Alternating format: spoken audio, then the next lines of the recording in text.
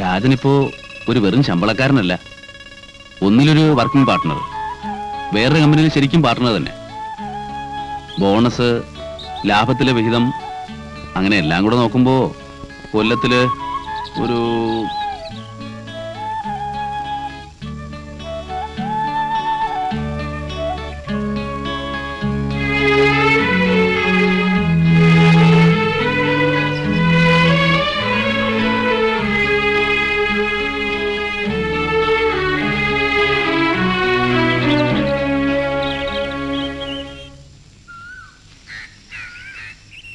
വരൂ ഒന്ന് പറയട്ടെ.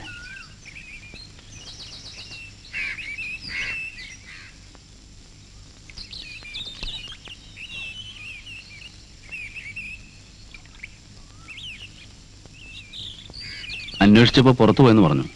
അപ്പൊ ഇവിടെ എത്തിയിരിക്കും ഊഹിച്ചു. കാര്യങ്ങൾ പറഞ്ഞപ്പോ അച്ഛനും സമ്മതിച്ചു. അവസാനം അച്ഛൻ സമ്മതിച്ചുകൊണ്ട് മാത്രമായില്ലല്ലോ. ഒരു മോഹത്തിന് അവസരം കൊടുത്ത് പിന്നെ ആളെ നിരാശപ്പെടുത്തുന്നത് ശരിയല്ല. ആ നിലവാരത്തിലുള്ള ഒരു പെൺകുട്ടിയായിട്ടല്ല ദേവിയെ പറ്റി എന്റെ സങ്കല്പം. ഞാൻ ആർക്കും ഒരു വാക്കും കൊടുത്തിട്ടില്ല. മരം ചുറ്റി പാടി നടന്ന് മോഹിപ്പിച്ചിട്ടുമില്ല. കുറെ കത്ത് വരുമ്പോ മറുപടി അയക്കും, വല്ലപ്പോഴും. അത് നാട്ടുമര്യാദ. ബന്ധുക്കളാവുമ്പോ പ്രത്യേകിച്ച്. സൂചനകൾ മനസ്സിലാവാത്ത പോലെ ഒഴുക്കൻ മറുപടി. ഞാൻ അറിഞ്ഞത്. ഓ, അങ്ങനെയാണോ? സംശയമുണ്ടെങ്കിൽ എല്ലാം പെറുക്കിയെടുത്ത് മുമ്പിൽ നിരത്താൻ പറഞ്ഞോളൂ ശിഷ്യനോട്. പക്ഷേ രാജന്റെ വിഷമോ അസ്വസ്ഥയൊക്കെ ആലോചിച്ച് എഴുതിയിരുന്നു. കുറച്ച് ഞാൻ നേരിൽ കണ്ടതുമാണല്ലോ. മോഹിക്കാൻ അവസരം കൊടുത്ത് എന്തോ ഇപ്പൊ പറഞ്ഞല്ലോ, അത് വേറെ ചിലർക്കും ബാധകം. എന്റെ വീട്ടിലേക്ക് ആദ്യം വന്ന ആലോചന വേറെയായിരുന്നു. നോക്കൂ, അത് ഞാൻ അവന്റെ മനസ്സറിയുന്നതിന് മുമ്പ് ഒരു ഭ്രാന്തൻ ചിന്ത വന്നപ്പോ my mistake. It was my mistake. വെറും ഒരു ഭ്രാന്തൻ ചിന്ത മാത്രം? അത് കേട്ടപ്പോ ഒരു വരം കിട്ടിയ പോലെ, ഒരു ഈശ്വര നിശ്ചയം പോലെ. കുറച്ചെങ്കിലും സമയം മോഹമായി മനസ്സിൽ കൊണ്ടു നടന്ന ആൾക്കും വിഷമം തോന്നില്ലേ? അതൊരു സത്യമാണ്. പക്ഷേ പിന്നീട് ആലോചിച്ചപ്പോ അർഹിക്കാത്താണെന്ന് തോന്നി. ഞാൻ അർഹിക്കാത്തത്. കുറച്ച് കാശുണ്ടാക്കി എന്നതൊഴിച്ചാൽ എനിക്ക് അഭിമാനിക്കത്തക്കതായി യാതൊന്നുമില്ല. കുടുംബം, പാരമ്പര്യം, തറവാടിത്തം എന്നൊക്കെ പറയുന്നതിൽ എന്തെല്ലാമോ ചിലതുണ്ട്. അത് സമ്മതിക്കാതെ പറ്റില്ല. രാജൻ വേണ്ട, വിസ്തരിക്കണ്ട. വയ്യെന്ന് പറഞ്ഞു ഒഴിഞ്ഞു കഴിഞ്ഞു. അത് മനസ്സിലാവുന്നു. വേറെ ആര്, എന്ത് എന്നൊക്കെ നിശ്ചയിക്കുന്ന കാര്യം മറ്റുള്ളവർക്ക് വിട്ടുകൊടുക്കാനുള്ള സന്മനസ്സെങ്കിലും വേണം. ഈ രാജൻ എനിക്കൊരു അനുജനെ പോലെയാ. അച്ഛനോട് പറഞ്ഞതൊന്നും ആവർത്തിക്കണ്ട, കേട്ടതാണ്. നിൽക്കൂ, ഞാൻ മുഴുവൻ പറയട്ടെ. ഇവന്റെ എല്ലാ കാര്യങ്ങളും ഒരാൾ എന്നെ ഏൽപ്പിക്കുന്നു. ഞാൻ ഇവനെ കാണുന്നതിന് മുമ്പ്. അത് ഏൽപ്പിച്ച ആളോട് എനിക്ക് തീരാത്ത കടപ്പാടുണ്ടെന്നൊക്കെ പറഞ്ഞാൽ മനസ്സിലുള്ളതിൻ്റെ ഒരു അംശം പോലും ആവില്ല. ജീവിതത്തിൽ ഞാൻ ആകെ കടപ്പെട്ടിട്ടുള്ളത് ഒരേ ഒരാളോടാണ്, ശിവേട്ടൻ. കുട്ടിക്കാലത്തെങ്കിലും കണ്ടു കാണും ഇല്ലേ? കുപ്പത്തൊട്ടി കൈയടക്കുന്ന ചാവാളിപ്പട്ടികളോട് അസൂയയും പകയും തോന്നുന്ന അവസ്ഥ. ഫുട്പാത്തിൽ കിടപ്പ്. ബോംബെ എന്ന പരിചയമില്ലാത്ത മഹാനഗരം. ഞാൻ പോട്ടെ, കഥ കേൾക്കാൻ ഇപ്പൊ നേരല്ല. കേൾക്കണം. നിങ്ങൾ വായിക്കുന്ന കഥാപുസ്തകങ്ങളിലൊന്നും ഞാൻ അനുഭവിച്ച ജീവിതത്തിന്റെ ഒരു നുറുങ്ങു കൂടി കാണില്ല. ഭ്രാന്തത്തി അമ്മ ഒന്ന് ചത്തു കിട്ടാൻ പ്രാർത്ഥിച്ചവനാണ് ഞാൻ, നാട് വിടാൻ വേണ്ടി. ക്ലാസ്സിൽ അടുത്തിരിക്കുന്ന കുട്ടികൾ എല്ലാവരും എന്നെ വെറുത്തിരുന്നു. അവരുടെ കുറ്റം കൊണ്ടല്ല, ഉണങ്ങാത്ത ഈറൻ കുപ്പായത്തിന്റെ ദുർഗന്ധം. ജോലി തേടി കള്ളവണ്ടികൾ മാറിക്കേറി ഒടുവിൽ എത്തിപ്പെട്ടത് ബോംബെയിൽ. ഭാഷ അറിയാതെ, ഭക്ഷണമില്ലാതെ, പൈപ്പ് വെള്ളം കുടിച്ച് തെണ്ടി ഒന്നല്ല 9 ദിവസം വിശപ്പറിഞ്ഞിട്ടുണ്ട്. എന്നെങ്കിലും തിങ്കളാഴ്ച നോമ്പിന്റെ വിശപ്പല്ല, ഭക്ഷണത്തിന്റെ ഗന്ധവും രൂപവും മാത്രം മനസ്സിൽ ധ്യാനിച്ചു പോകുന്ന വിശപ്പ്. ആവശ്യത്തിലേറെ മുഷിപ്പിച്ചു കഴിഞ്ഞു.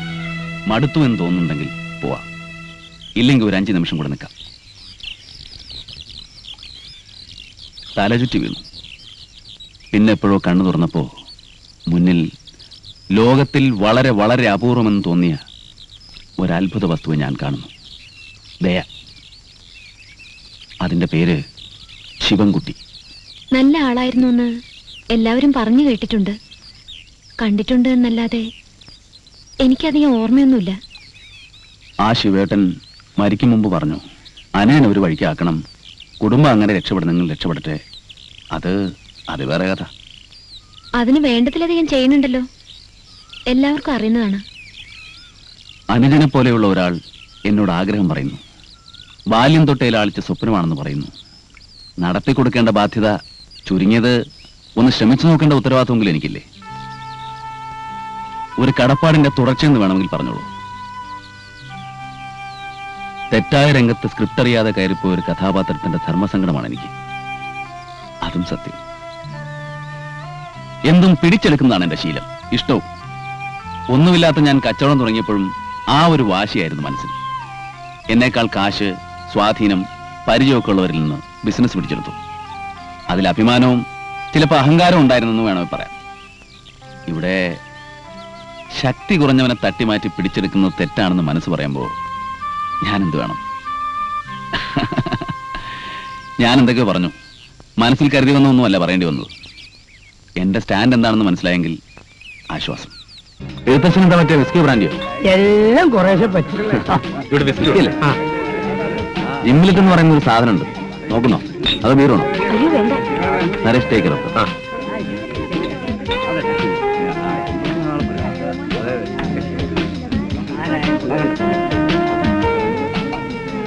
മിസ്റ്റർ രാജൻ വേണുവിന്റെ റിലേഷനാണോ? Family friends. ബോംബെയിൽ എന്റെ ബ്രദറിന്റെ കൂടെ ആയിരുന്നു ആദ്യം വേണുവേട്ടൻ. 1, 2, 5, 10, 20, 25. ഹൈ, എത്ര കാറാ! ഇതിനൊക്കെ വലിയൊരു സംഖ്യ ചെലോ ഇല്ലേ? മിണ്ടാതിരിക്കടോ, ബിസിനസ്സുകാർക്ക് ഇതൊക്കെ ഒരു ആവശ്യമാണോ? രാജൻ എല്ലാവരുമായിട്ട് കോണ്ടാക്ട് ഉണ്ടാകാനാണെന്ന് വേണു പറഞ്ഞ് ഓർമ്മയില്ലേ? അല്ല, ഈ തലപ്പാവ് കെട്ടിയ ചങ്ങാതി ഇനി വഴിക്ക് വരുവാവോ? വരുവോ? ദൂരെ നടത്തണ്ട, മറ്റുള്ളവർക്ക് എന്താ തോന്നുക?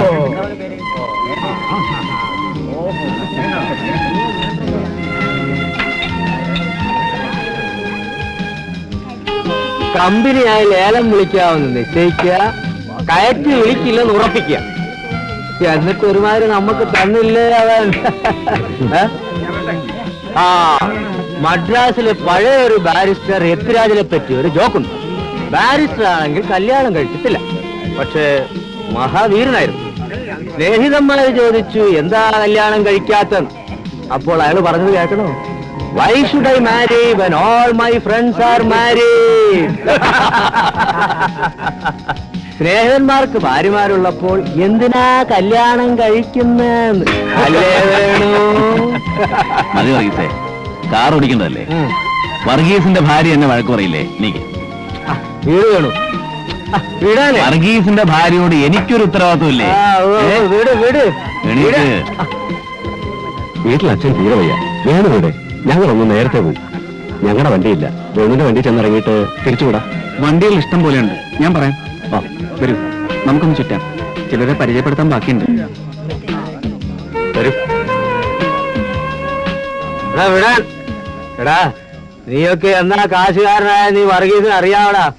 അലമ്പിക്കാതെ വർഗീസേ, പോ. ഞാൻ മാക്സിമം ക്ഷമിക്കുന്നു.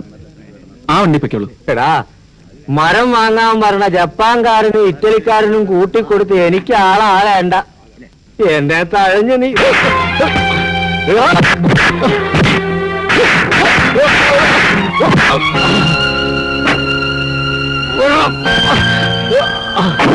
സമയവും സ്ഥലവും പറ്റിയതല്ല വർഗീസേ, പോ. എന്താ വേണോട്ടാ? ഏയ്, വർഗീസ് ഇത്തിരി ഓവറായി. പറഞ്ഞു വിട്ടു. പാർട്ടിയിൽ അങ്ങനെ ചിലത് വേണ്ടേ? ഭക്ഷണം എടുക്കാൻ പറയട്ടെ? അയാള് വീണതല്ല, വേണുവേട്ടൻ തല്ലിയതാ, ഞാൻ കണ്ടു. അടി അരന്നു വാങ്ങുന്ന സൈസാ. എന്നാലും ഇങ്ങനെ തല്ലേ?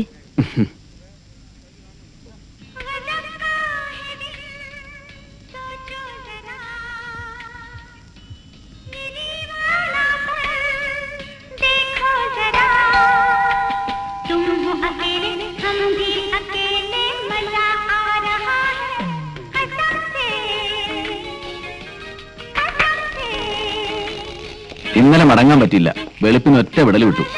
അച്ഛൻ ഇന്നലെ വൈകുന്നേരം പോയി. ഇന്ന് പഞ്ചായത്ത് ഓഫീസില് അത്യാവശ്യം എന്തോ മീറ്റിംഗ് ഉണ്ടെന്ന് പറഞ്ഞു. അച്ഛന് ചെക്കപ്പിന്റെ റിസൾട്ടൊക്കെ കിട്ടി. ഏയ് ഒന്നുമില്ല. നാട്ടിലെ ആ ഡോക്ടർ ഓരോന്ന് പറഞ്ഞ് പേടിപ്പിച്ചതാ. അച്ഛന് വലിയ സന്തോഷായി. കുടിക്കാൻ വല്ലതും എടുക്കാൻ പറയണോ? വേണ്ട, ഉണ്ട് കളയാം. വിശപ്പ്. രാവിലെ എവിടെയും ബ്രേക്ക്ഫാസ്റ്റ് നിർത്താൻ പറ്റില്ല. ആയിരിക്കണോ? വേണോട്ടിന് വിശക്കണമെന്ന് പറഞ്ഞു. വേഗം നോക്കൂ. ആയി കാറിൽ കയറിയ ജലപാനം കഴിക്കാൻ കൂടി നിർത്തില്ല. ശരീരം നോക്കാണ്ടുള്ള ഈ ഓട്ടം.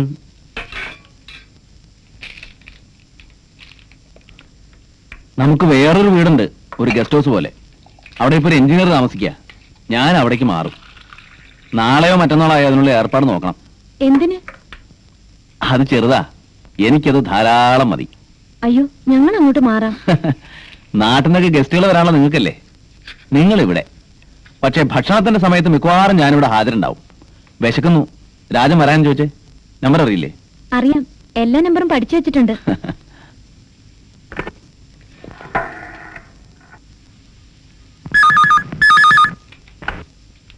യെസ്. ആ വന്നുവോ? ശരി, കഴിച്ചോളാൻ പറയൂ. എനിക്കൊരു അരമണിക്കൂർ താമസമുണ്ട്. ആ ശരി. സീ ഫേസിലെ റിസപ്ഷന്റെ ബില്ലായി 34,000. സ്കോച്ച് പറ്റില്ല, അതിന് വേറെ ക്യാഷ് കൊടുത്തിട്ടുണ്ട്. ആ കണക്ക് മുതലാളിക്ക് അറിയൂ. ഭയങ്കര പാർട്ടിയായി പോയല്ലോ. പാർട്ട്ണർ അല്ലേ? ഓ, പാർട്ട്ണർഷിപ്പ് ഒക്കെ ടാക്സ് അഡ്ജസ്റ്റ്മെന്റ് അല്ലേ? ബിനാമി പാർട്ട്ണർഷിപ്പ് ആണെന്ന് ഓഫീസർമാർക്കും അറിയാം. ഓക്കെ, ഒരു അഡ്ജസ്റ്റ്മെന്റ്. ആ പാർട്ടിക്ക് നാട്ടിൽ നിന്ന് വന്ന ഒരാളുണ്ടല്ലോ, കുടിച്ച് പൂസായ ഒരു ചങ്ങായി, എഴുത്തച്ഛൻ. അയാൾ പറയാ മുതലാളിയാണ് അത്ര ആദ്യം ആലോചിച്ചത് ഈ പെണ്ണിനെ. അപ്പോ കല്യാണവും മുതലാളിയുടെ അഡ്ജസ്റ്റ്മെന്റ് തന്നെയാണോ റൈറ്ററെ?